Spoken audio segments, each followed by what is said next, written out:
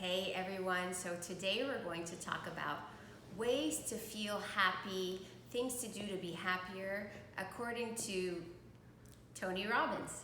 So before we begin, I just want to remind you to click the subscribe button and the notification bell so that you can receive videos all about wellness, how to be happier, and videos that will inspire you to feel good and do good in your everyday life.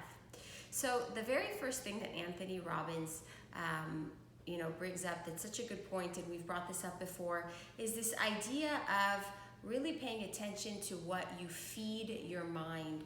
Because the things that we feed, either the thoughts, the emotions, the content that we expose our mind to, starts becoming the issues, the ideas, the feelings that we start to believe in subconsciously. So really, having a filter and having a discipline about what we digest with our mind and our emotions so that we don't live there and get stuck in there. One of the things that he advocates for that's interesting is reading 30 minutes a day of something inspiring, whether that's an inspiring biography, whether that's, reading magazine articles that are happy, reading positive medical literature, but, making a disciplined practice of spending 30 minutes a day reading something inspiring. The next thing that he advocates for, and you probably know this if you've ever seen a picture of him or seen him live, is a daily physical strengthening practice. He believes that having a strong body is part of having a strong mind, and he feels that this really needs to be a daily practice. He talks about even just doing 10 minutes a day, but making those 10 minutes count. And so some of the things are, cardio to get your heart beat up, to feel alive, but also strengthening so that you feel really strong. You see he's got a very strong and big, impressive physique, and he really feels that if you want your mind to be strong, your body needs to be strong. And in fact, something that he's known for, if you've ever listened to any of his seminars or been to anything with Tony Robbins, is this idea that he takes a cold plunge every day. He has this cold pool in his house, and he jumps in it because he feels that, kind of like the Finnish sauna concept of getting that cold plunge every day really gets your body, your circulation just strong and healthy. Another concept that he introduces that can really be helpful for all of us, and I don't think a lot of us do it in practice, although maybe we read about them, is to get a role model. Really think about, somebody that has the life that you want, or is living the way you want to be, or just represents everything that you like about life, and making them your role model, researching them, finding out how they got to where they got, reading about their life, maybe even having the guts and chutzpah to contact them and see if you can have some kind of relationship with them, if that's possible. Depends how far up your role model is. But really just, having this role model as somebody that can help you have a recipe book for getting to where you want, or for you being able to envision how to get to where you want. So having that role model. The next thing that he advocates for is making meaningful connections with people you admire. So really surrounding yourself with people that you think are worthy. So sometimes, we don't have the gall, or we don't think that we're worthy of befriending people who are perhaps richer than us, more beautiful than us, have higher degrees than us, are more successful. And he's actually encouraging us to do the opposite of what might come natural to us, of hiding away, not thinking we're not good enough, but actually going and making friendships with those people, believing that we're worthy of those level of friendships and of those types of people. And what happens is, when you surround yourself with a particular type of person, you become influenced by that type of person, and that becomes your social network. So if you are, encircling yourself with more powerful people, then you will also have a better network.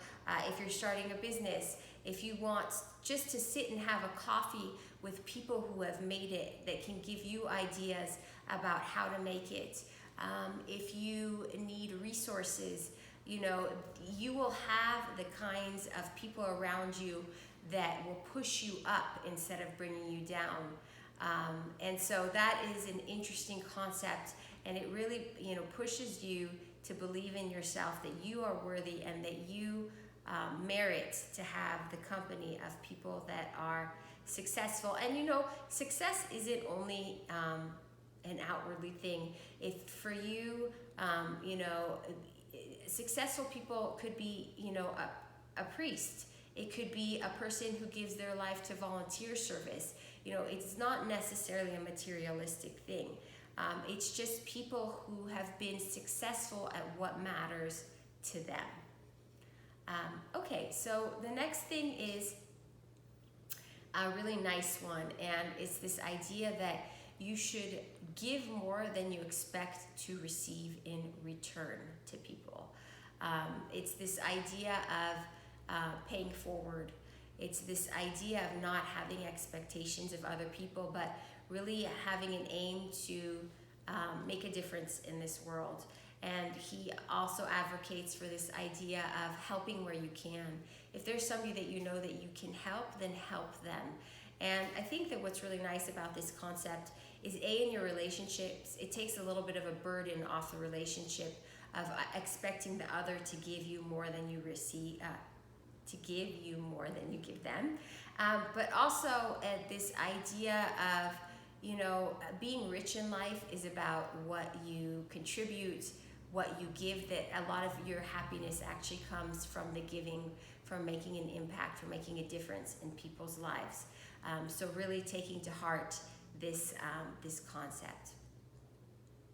The next thing that he advocates for is spending time outdoors as much as you can, being connected to nature, seeing the sunlight, breathing the fresh air, seeing the awe of and beauty of nature really has an impact on our emotional world, on our souls, on just how we feel, on our bodies.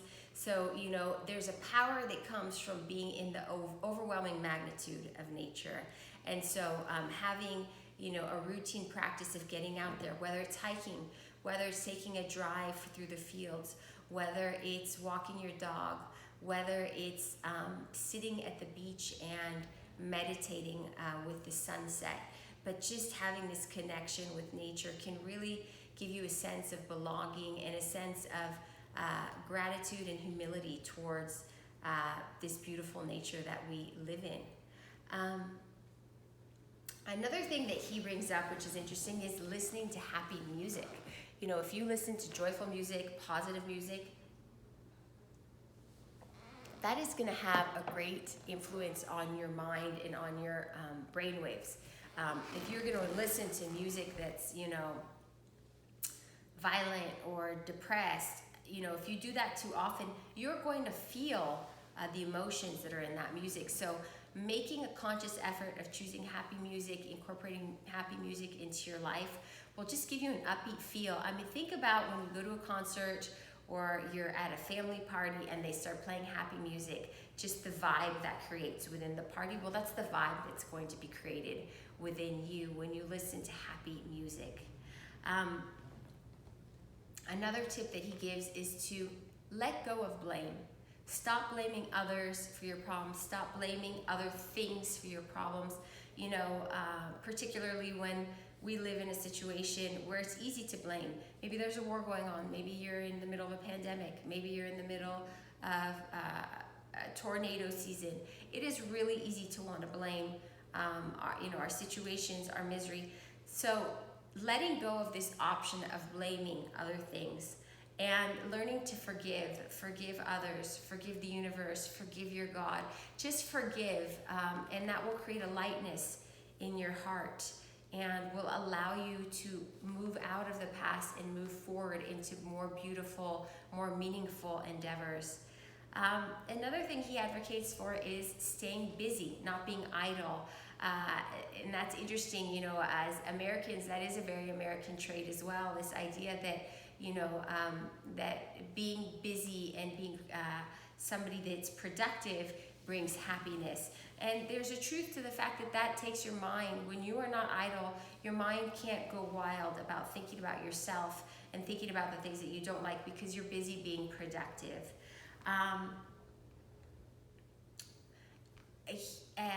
I think that it would be nice to bring up one thing that he mentioned about what changed him into a happy person. He went to a seminar or learned from someone else, and what he took out of that was that, the most important thing is focusing on the one thing that you can improve in life, and that is yourself. You can always work on yourself. So taking this concept into his last suggestion, which is seek constant growth in life. No matter how old you are, no matter how tired you feel, no matter what's going on in your life, always have a growth mindset.